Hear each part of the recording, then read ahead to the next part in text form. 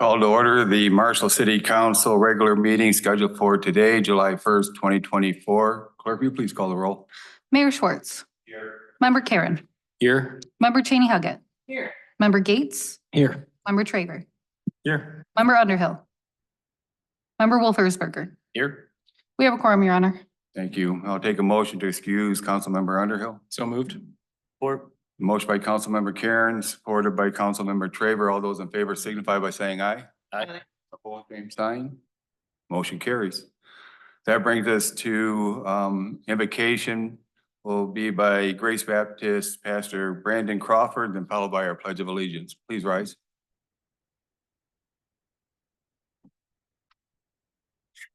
Thank you, Mayor Schwartz, and let's pray.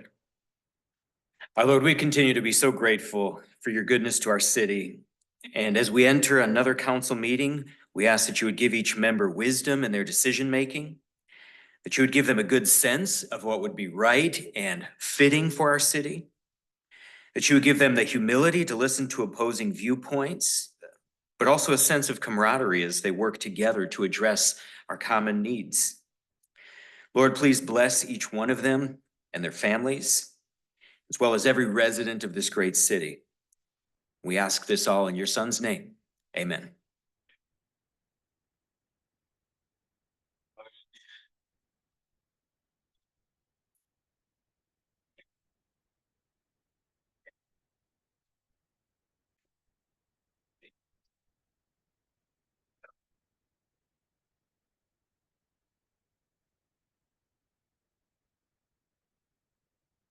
That brings us to approval of the agenda. Under item 6, we'll have public comment on agenda items. Persons addressing city council are required to give their name and address for the record when called upon by the mayor. Members of the public shall be limited to speaking for a maximum of 3 minutes. Comments shall address agenda item topics. Public hearing items should be addressed during the public hearing portion 10 of the meeting agenda. Non-agenda items shall be addressed during the public comment non-agenda items, item 14 portion of the meeting agenda. Then under item 7, consent agenda, we have our city council minutes. And under 7B, city bills. Under 8, presentations and recognition. This evening we have Paul Alton from the Calhoun County Senior Services. Under 9A, informational items, a Court of Appeals opinion, June 18, 2024, Committee for Marshall, not the mega site versus the City of Marshall. Under item 10, public hearings and subsequent council action, there is none this evening. There is no item 11, old business. Under item 12, reports and recommendations. Under 12A, we have our social district permit request for the Stagecoach 1838. Under item B, special event application, Marshall Motor Fest. Item C, special event application, Rotary Duck Pluck. Under 13, we'll have zoning board of appeal appointment. And 14 will be our public comment on non-agenda items. Persons addressing city council are required to give their name and address for the record when called upon by the mayor. Members of the public shall be limited to speaking for a maximum of 2 minutes. And under item 15, we have council and manager communications, followed by item 16, adjournment. Get a motion to approve the agenda? I'll make a motion. Agenda is presented. Support. Have a motion by council member Karen, supported by council member Wolfersberger. All those in favor signify by saying aye. Aye. Aye. Same sign. Motion carries. That brings us to item 6, public comment on agenda items. Persons addressing city council are required to give their name and address for the record when called upon by the mayor. Members of the public shall be limited to speaking for a maximum of 3 minutes. Comments shall address agenda item topics.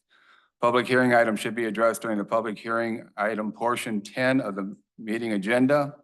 Non-agenda items shall be addressed during the public comment non-agenda items, item 14 portion of the meeting. Anyone wishing to speak on agenda items? Yes. Michael Johnson, 201 West Michigan Avenue.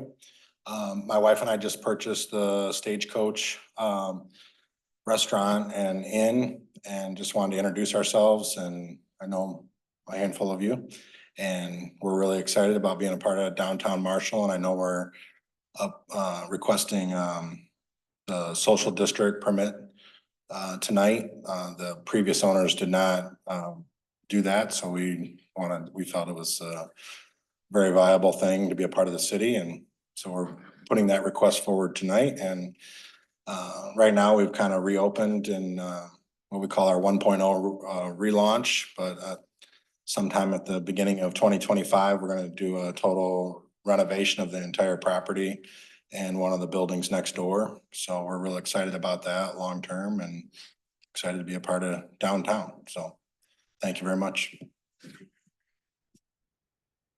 Anyone else wishing to speak? Yes, sir.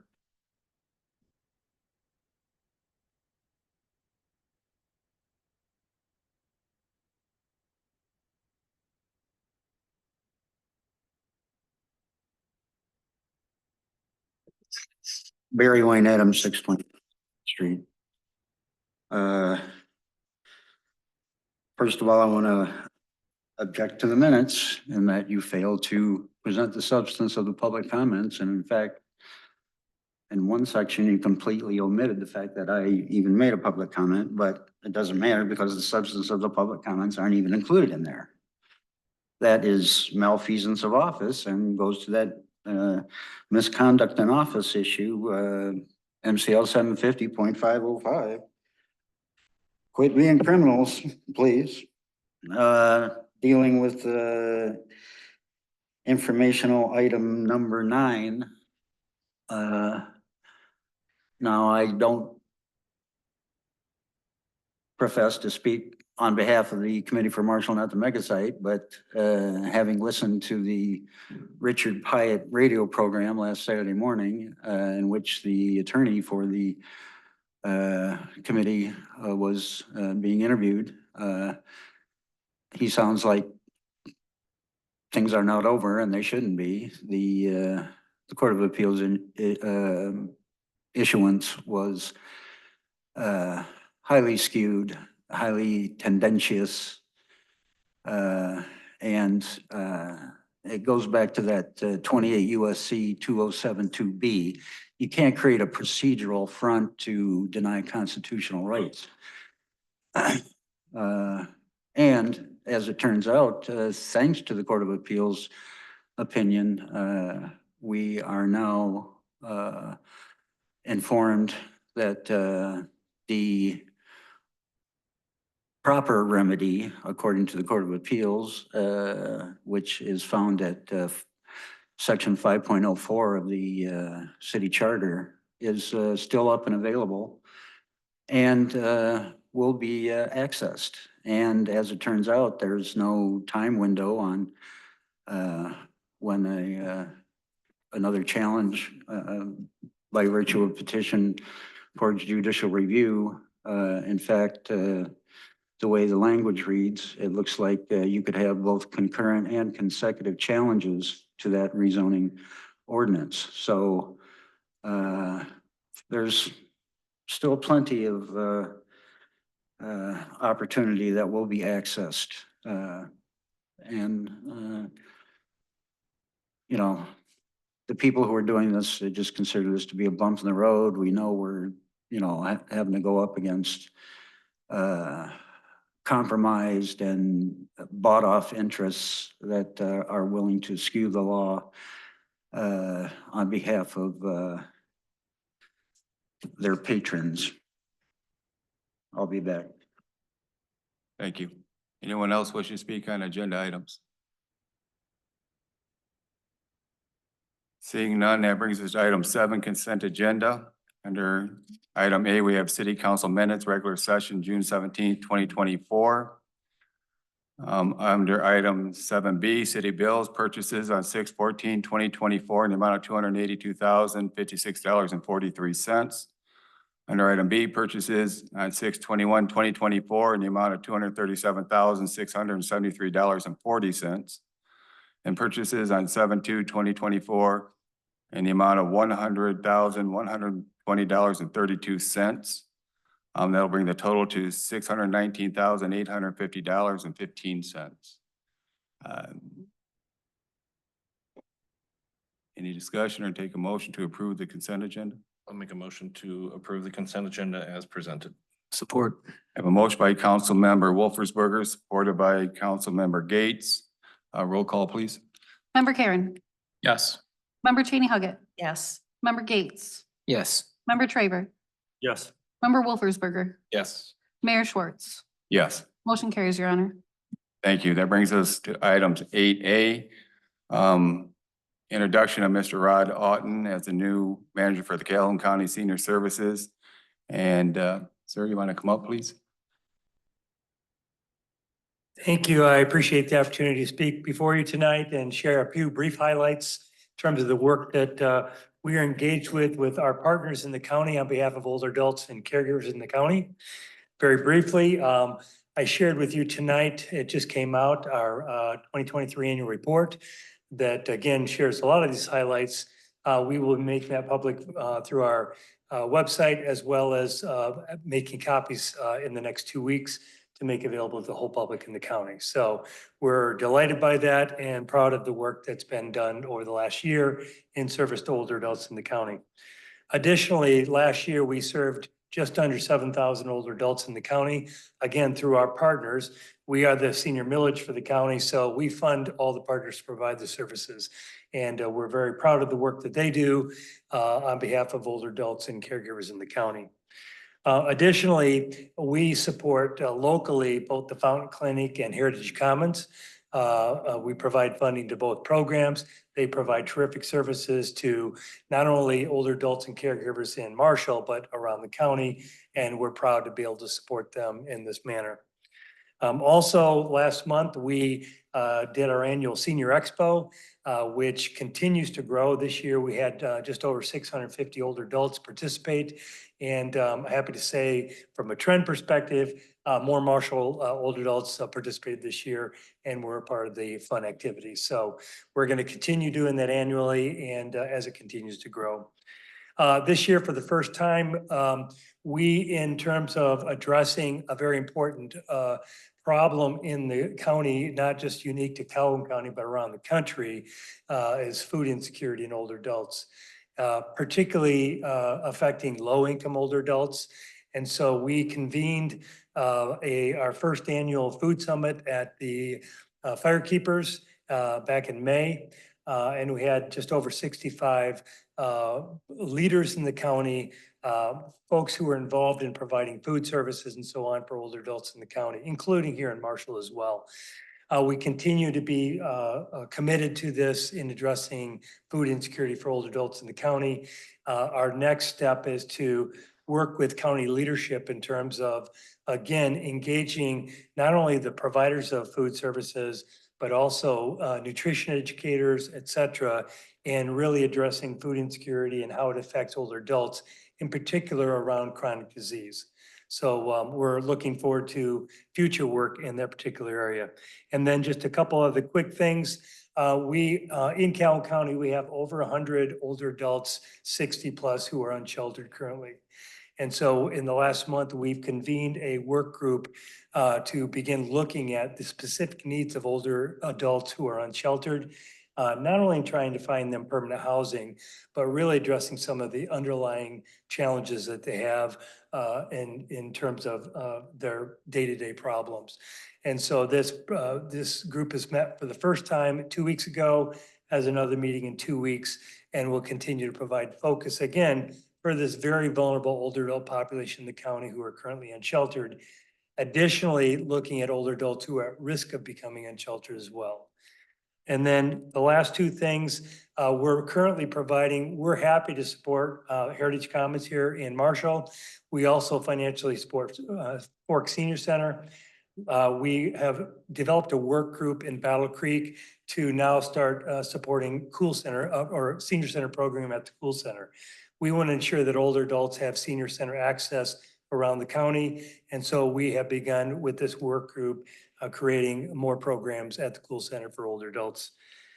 Finally, I want to highlight one program that we support and would ask for your support moving forward if you know people and so on. We developed a program called Senior Ambassadors, where we have senior volunteers around the county that we train to help inform neighbors around them, older adult neighbors who have needs about programs and services in the county. It's really important for us. We know that as professionals, we are incapable of getting all the information out that we need to.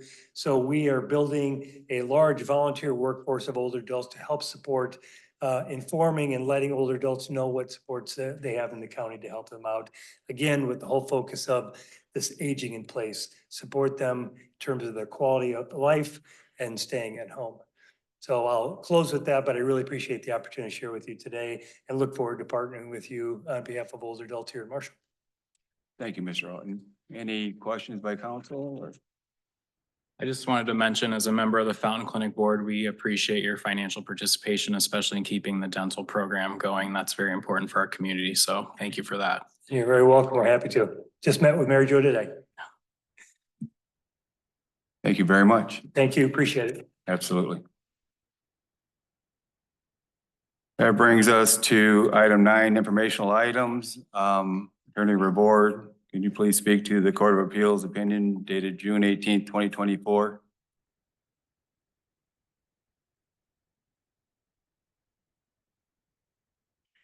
Thank you, Mayor Schwartz, David Revore, your city attorney, council members, Mr. Perry and Clerk Eubank. Thank you for being in attendance tonight. I'll be very brief with my comments. This has been widely reported in the press and not going to comment on any of that. What I would like to comment on is enclosed in your packet is a copy of the decision in its entirety. It's not been summarized for sound bites. It is in the packet, and the city council packet is on the city's website. So viewers of this can download that packet for themselves to read that decision. Also, on January 16th, 2024, in the city council packet was the decisions by the trial court. Calhoun County Circuit Court was the trial court with Judge Mariotti as the judge. I will say in my brief comments, and they are brief, we are still in the appeal period for the committee to appeal to the Michigan Supreme Court this case. This is a published decision, which means it's binding on state courts with the exception of the Michigan Supreme Court. And we are hopeful and would anticipate, remain confident that if it is appealed to the Michigan Supreme Court, that the Michigan Supreme Court would uphold its prior precedent and this case as well. As far as any other type of appeals or et cetera, I would like to point out for the council that in our experience in working with Mr. Perry and Clerk Eubank and city officials, that they have followed their charter and that the ordinance at issue has been duly enacted. So if there is any further court action, my firm and the affiliate firm that's been appointed by City Council, Clark Hill, will continue to defend the city's position in this case and any litigation that may follow. Thank you. Any questions? Thank you very much for the update. Thank you for your time. That brings us to item 12A, social district permit request, Stagecoach 1838. City Manager. Thank you, Your Honor. Members of the City Council, as was mentioned during public comment, the city has received a social district permit application from the Stagecoach 1838 LLC. As City Council is aware, we have an active social district and they would like to participate in that. And as part of that process, we need City Council to approve a resolution that's attached. So essentially, that's the request for City Council, and representative is here if you do have any specific questions. But again, our recommendation would be to approve resolution 2024-21. Thank you. Discussion by council. Obviously, a lot of other downtown businesses already are taking advantage of the social district. I would just ask, I think last time this topic came up, the police chief said we haven't seen any problems related to the social district. Is that still the case? That is still the case. Essentially, we haven't had any significant issues related to the social district at all. And just for clarification, the boundaries of the current social district fall within where the Stagecoach is located, and none of those need to be changed, correct? Absolutely. We were not requesting any changes to those boundaries. They are well within the district. Thank you. With that, I'll take a motion to approve resolution 2024-21 local government unit approval for social district permit requested by Stagecoach 1838 LLC for 201 West Michigan Ave. So move. Support. A motion by Councilmember Ryan Traver, supported by Councilmember Karen. A roll call vote, please. Jenny Huggett, Yes. Member Gates, Yes. Member Traver, Yes. Member Wolfersberger, Yes. Mayor Schwartz, Yes. Member Karen. Yes. Motion carries, Your Honor. Thank you. That brings us to item 12B, special event application for the Marshall Motor Fest. City Manager. Yeah, so Choose Marshall is requesting a special event. This would be a new special event for the community. Happily named Marshall Motor Fest, which would encompass event downtown, a street closure, a cruise such as has been held in the past. And again, this would be held on August 3rd, 2024, in conjunction with the Downtown Merchant Sidewalk sales. So we're trying to, when we hold these special events, also, include the downtown merchants and try to leverage that as much as possible. The CEO of Choose Marshall is here, Mr. Durian, if you have any specific questions. But again, what we're requesting is that you approve special event application for August 3rd for the Maida Marshall Motor Fest. Thank you. Council, discussion, questions?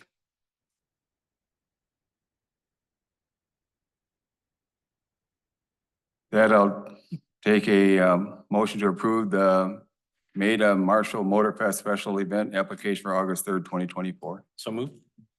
Support. I have a motion by Councilmember Wolfersberger, supported by Councilmember Cheney Huggett. All those in favor signify by saying aye. Aye. Sign. Motion carries. That brings us to item 12C, special event application, Rotary Duck Plug. City Manager? We have another special event application for you to review. Again, another new event. The Rotary Club is requesting the ability to utilize the Brooks Memorial Fountain on July 20th, 2024 for an event where they'll sell tickets, place 1,000 rubber ducks into the fountain, and then what they'll be drawing 3 of these rubber ducks, and there'll be prizes in relation to those. So that's the request that July 20th, 2024, Rotary Club is allowed to use the fountain.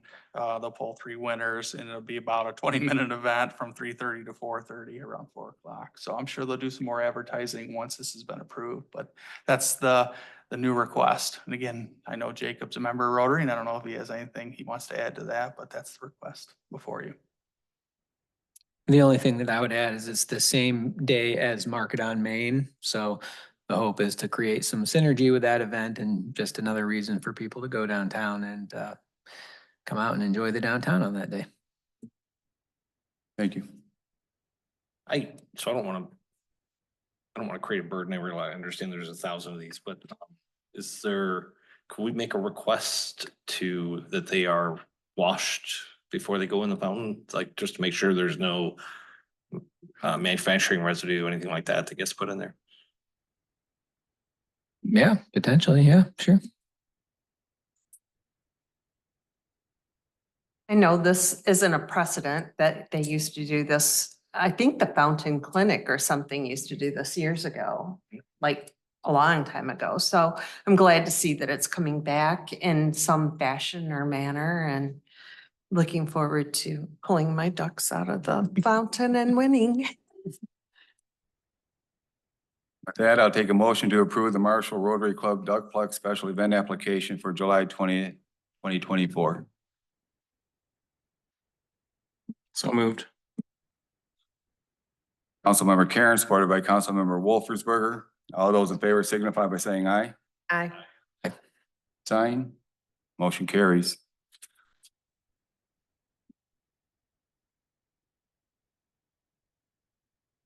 That brings us to item 14, public comment on non-agenda items. Persons addressing city council are required to give their name and address for the record when called upon by the mayor. Excuse me, Your Honor, we have item 13A, the zoning board of appeals appointment. Okay, I'm sorry. Under 13A, zoning board of appeals appointment, city manager. So as city council is aware, the zoning board of appeals is composed of 5 members and 2 alternates. They are appointed to a 3-year term. Current member, we have one of the members who would is requesting to be reappointed. That's Russell Byrne. He is our recommendation to you that you reappoint him to the Zoning Board of Appeals. I'll move to approve the reappointment of Russell Byrne to the Zoning Board of Appeals for a term ending of March 10th, 2026. Support. I have a motion by Councilmember Karen, supported by Councilmember Cheney Huggett. All those in favor signify by saying aye. Aye. Case aye. Motion carries. Thank you.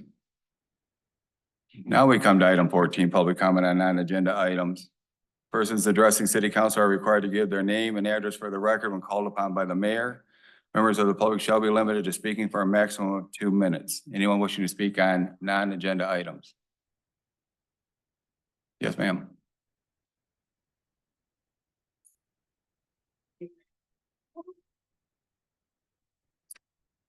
Rebecca Sebring, Fredonia Township. So I want to bring up again, you guys know the CATL is the Chinese Communist Party. You got the letter that we sent out so that you can see clearly the letter from the special counsel on the CCP to the Homeland Security. So it looks like they will notice what you guys have done to our town. They're going to, just to let you know. You guys are enabling the Chinese Communist Party to come here and ruin our town completely. Also, this is a security risk. You are helping them with their Chinese initiative handcuffing the US to them. Do you guys not have a conscience? Do you not hear me? Do you not look up anything? Seriously. I mean, it's real. It's not fake. This is a security risk. And you are not good for us all, and you're endangering all of us, for real. Oh, by the way, you can tell a Motorhead did not put your car show together right. I didn't realize it was by Meta. I'll make sure the Motorheads know, honey. And that falls on the date of one of the best shows ever. So good luck with your turnout.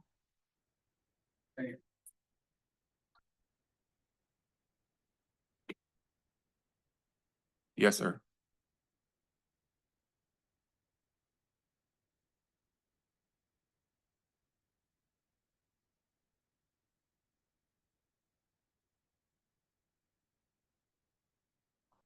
Barry Wayne Adams, 622 West Green Street. Only 2 minutes to try to shove 5 minutes worth of criticism in. But yeah, we should be very scared of the fact that we're now seeing mega martial activities. Now, again, Mussolini, the definition of fascism is the merger of the military, government, and the corporation. Made a marshal. Looks like they're starting to do that mixture together, and then who knows, maybe they'll make up another acronym or something to try to supersede that, to try to further draw us along into the tiptoeing towards totalitarianism that's going on with the Megasite project. Now, it was interesting, I was over near Jackson and listening to the radio over there, and they happened to be at a car show over there, and every interview that they had, the people talked about how they were not going to buy an electric battery, how the EV battery industry would destroy Michigan automotive industry. So, you know, how many ways can it fail? We're going to see. And as an example of the ridiculousness of, you know, the police state facade, I went to register to vote, and just because I didn't have that little card, which no law requires me to have, and even though I did have an affidavit, a signed affidavit of personal identity that has been used as evidence in both federal and state courts, your clerk refused to recognize who I was. Did not know I could be Barry Wayne Adams. That's what fascism is.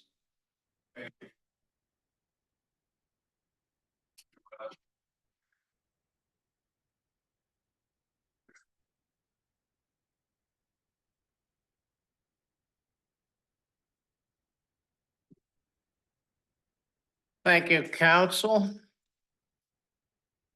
An historical perspective, Vladimir Lenin,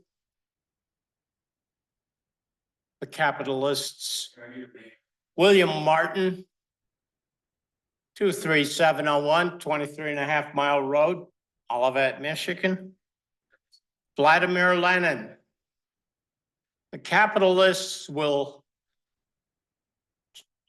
willingly sell us the rope with which we will hang them. I don't have to explain who Vladimir Lenin is. This project, known as the mega site, is confirming the prediction of Vlad. In the alternative, it would behoove Marshall Council to stipulate that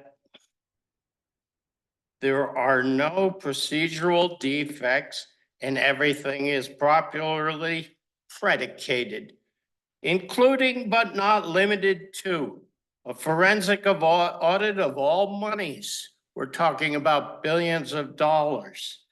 Additionally, non-disclosure agreements need to be addressed, as well as non-governmental entities. And please stipulate there are no conflicts of interest. Thank you. Anyone else wishing to speak on non-agenda items? Seeing none, move to item 15, council and manager communications. Councilmember Gates. Well, there is a new market manager for the farmer's market. Cody, the previous manager, is moving away, so he had to step down. So Colleen Haggerty is taking his place. She has already been a board member for a while, and I think will be a great addition. Thank you. Councilmember Karen. Nothing further, thank you. Councilmember Traver. Nothing tonight, thank you. Councilmember Wolfersberger. Nothing tonight, Your Honor. Councilmember Cheney Huggett. Yes, the airport board met today and they have had their first student who has received their private pilot's license. Yay. And then also their next pancake breakfast is July 20th. So please support them. Absolutely. Or city manager. The only item I have tonight is just to remind city council and members of the public that July 4th, Independence Day, we have multiple events going on in our downtown. We have the Oak Lawn Pet Wagon and Bike Parade, very popular with folks. That's at 9:30. I believe registration is about an hour before that. So if you want to be part of that, you need to get down there and get your registration in. The chicken barbecue, that's from 10:45 to 1 p.m. So tickets go fast, so you might want to get those too. And then, of course, the Rotary Band concerts at 11 a.m. So that's our tradition and what we do here in the community. And just want to remind folks to participate. Thank you. City clerk. The absentee ballots for the August election are out in the mail. They went out on Thursday. Several people have already started to return them. So if you do not see those and you were supposed to get one, please let me know if you don't have one by the end of the week. Thank you. Been a rough week or so for the state of Michigan. We lost 2 officers in a line of duty that were murdered cold-heartedly. One very close to our community in Hillsdale County. And as former law enforcement, you know, it is very difficult and had 3 children and a wife left behind in Hillsdale. And in Oakland County, 3 children with the wife that was pregnant at the time. So with that, my heart goes out for them, their departments and family. I hold our law enforcement in high regard. I think our community does as well. And like to see that support continue. With that, I'll take a motion to adjourn. So moved. I have a motion by Council Member Gates, followed by Council Member Wolfersberger. All those in favor signify by saying aye. Aye. Opposed, same sign. Thank you. Meeting's adjourned.